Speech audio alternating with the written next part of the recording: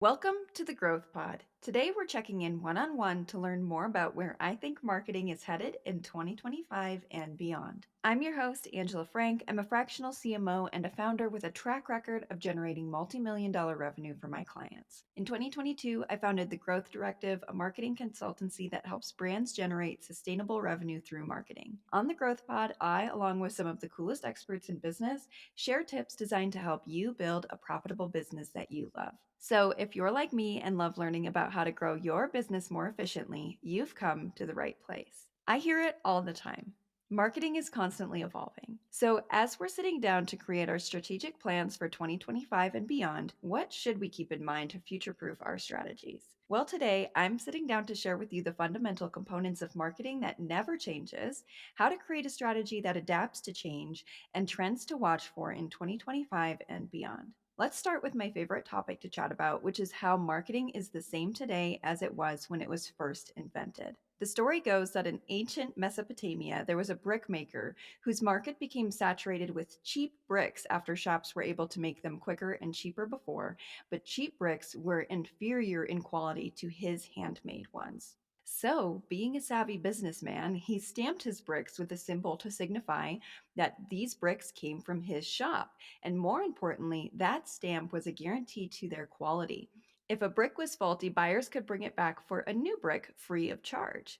And suddenly, his bricks were selling like hotcakes. His stamp theory worked. And this story is the origin of marketing, with the stamp or the mark that he placed on his bricks becoming the brand of his bricks, and the messaging around him, the quality guarantee, his marketing. This story was originally shared in Marketing for Supervillains, whose author, Jesse Robluski, I interviewed earlier this year. I'll link his episode in the description if you'd like to check it out. And while this story is cute, it also shows that the fundamental elements of marketing haven't changed since marketing was first invented thousands of years ago. At the end of the day, marketing consists of three key components: understanding who your customers are, messaging about your product or service, and encouraging your prospects to buy.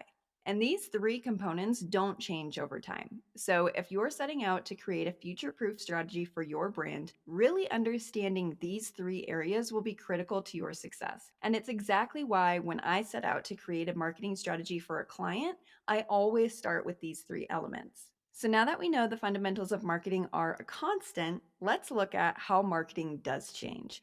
Because, as you've probably heard, marketing is constantly evolving. It's true, but if the fundamentals don't change, what exactly is changing?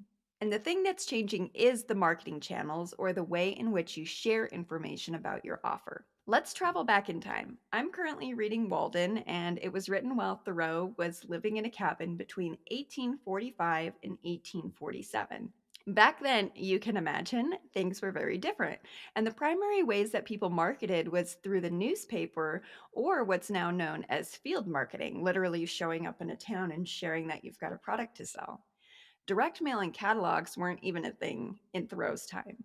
That started in 1872 with Aaron Montgomery Ward launching a one-page catalog that notably was an immediate success. If we travel back even just 100 years, in 1924, the television hadn't been invented yet, and the telephone was just gaining widespread use. So advertisers were primarily relying on billboard, print, and radio advertising to promote their products. And since then, advertisers have had to adopt to many new platforms, even within just the past couple of years, with new advertising platforms becoming widely available for use. And with each new platform, even though the three main elements of marketing, knowing your customers, messaging, and persuasion, remain the same, there are nuances that need to be used to adapt to each of these platforms. For example, you could run the same ad in a newspaper as you could on TikTok, but you can see how adapting an ad for each platform makes more sense given the fact that you're spending money to advertise on each of these platforms. So let's look into the next year. What are the big trends on the horizon for 2025? Well, the most important thing that I'm keeping an eye on is how AI will impact search results. You've probably seen by now that when you Google anything, there's a snippet that appears at the top of the search results sharing everything that you need to know about what you've searched for, and you don't ever need to leave the page.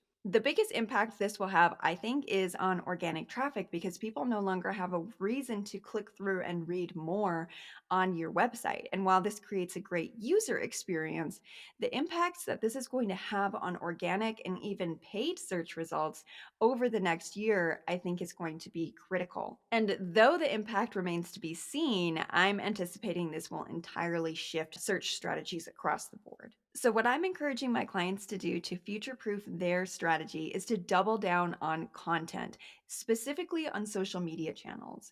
And also, if a client comes to me and they're advertising solely on paid search, I'm also encouraging those clients to begin testing into paid social so they have a pivot strategy in place in case this impacts the cost of appearing in the search results. At the end of the day, it's my job to make sure that my clients have a high performing marketing strategy, not only that works, but it's also primed for growth in the future as the advertising landscape changes. So let's now look beyond 2025.